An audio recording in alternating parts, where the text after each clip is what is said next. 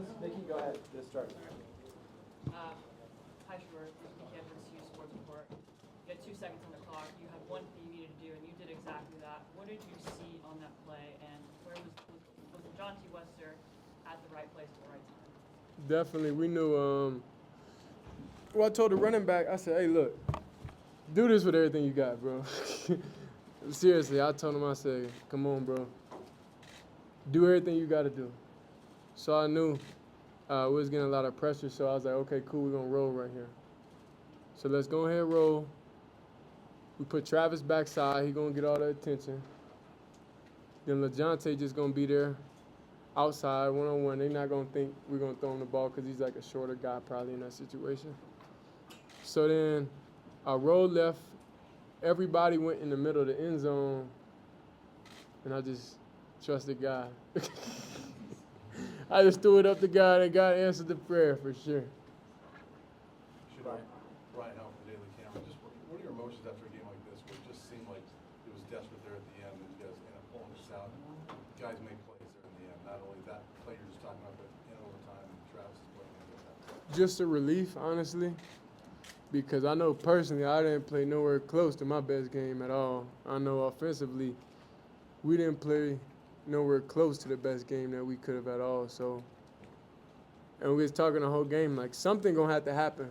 When Amarion got in and made that play, we needed somebody. We needed somebody to make a play and do something special. So that was, I say, was the message during the game, because offensively we wasn't just clicking. I was missing reads, and it's just like you got to understand I can't have a game like that again.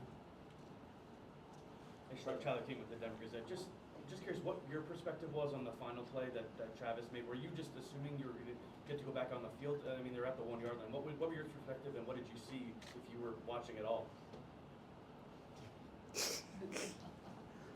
I know exactly what y'all was seeing. I said the same thing. I was like, okay, we've been here before. We got experience, at home, overtime. And then what's crazy is I said, hey, I said early in the day, I was like, hey, come on, bro, let's win. Let's do it fast so we ain't got to go to overtime. So it happens we went to overtime. But that was the truth. Like, I really did say that earlier. But yeah, it was just Travis. He told me before he went on the field, he was like, I'm going to get a pick here. And I said, bro. Make sure. Make sure y'all do everything y'all can. And then he made a play, which was amazing. But that's stuff Travis does. So a couple weeks ago, you said, like, when was Travis' best game? Like, Travis has a lot of, like, great stuff in him. It's just in those key moments and in those key situations, that's when he brings it out. Adam. Hi, Shedeur. Adam was your Tiger 24/7 Sports. You mentioned it wasn't a perfect performance. Knowing that you guys can still play better football and still get a win today, what does that kind of do for you guys going forward? Well, it makes us take a deep dive of reality, knowing we can't afford to do that type of stuff again. And we definitely, getting punished. I'll say tomorrow. We're getting punished tomorrow for all the mistakes. I would say for all the penalties, just for missed throws, missed everything, misreads. Yeah. Jake next. Shedeur, you took a lot of hits tonight. Just how are you feeling physically right now? When it comes to Saturdays, I just don't care. I'll do whatever it takes to win. I know on that drive, I felt that, I would say I felt like I was getting in that mode. I really felt that. And then just really getting in a different mindset of like, whatever it takes, I don't care. Quarterback sneaks, quarterbacks don't like those, but I don't care right now because we got to do whatever it takes to win. And that's why I'm walking down to the goal line and back like, bro, whatever it takes to win, whatever it takes to win, whatever it takes to win. And then we trusted on the guys. Micah, had his touchdown, which I'm excited for. And it's just a lot of trust going on. He was like, hey, give me it, bro. I got you. I was like, all right, I'll give it to you. And then he did what he was supposed to do. He carried the load.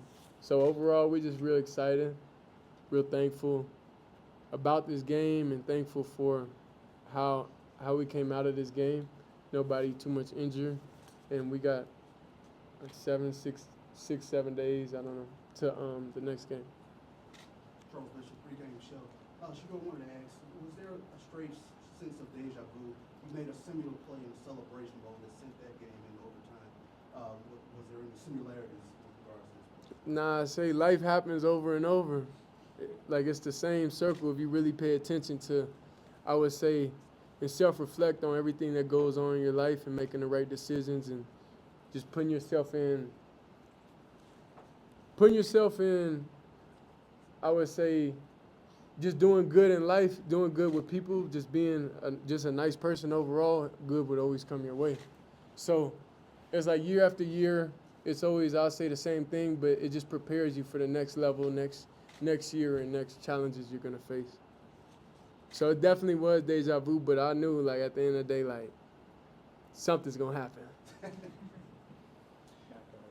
Where would you say your sense of resiliency comes from? Feels like you keep popping back up there time and time again and just don't really flinch. Where does that come from? You don't have an option.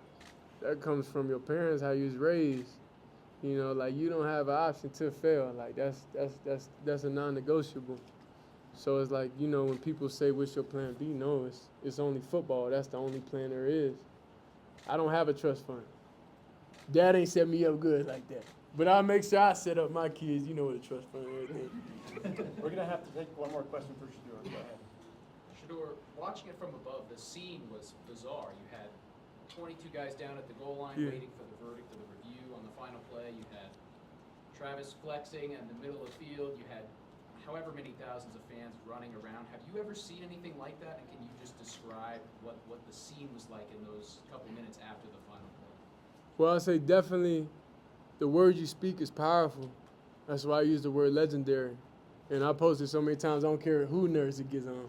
But that's just the word that I stand by and I live by in everything in life. I feel like that's the word kind of like that projects my life a little bit.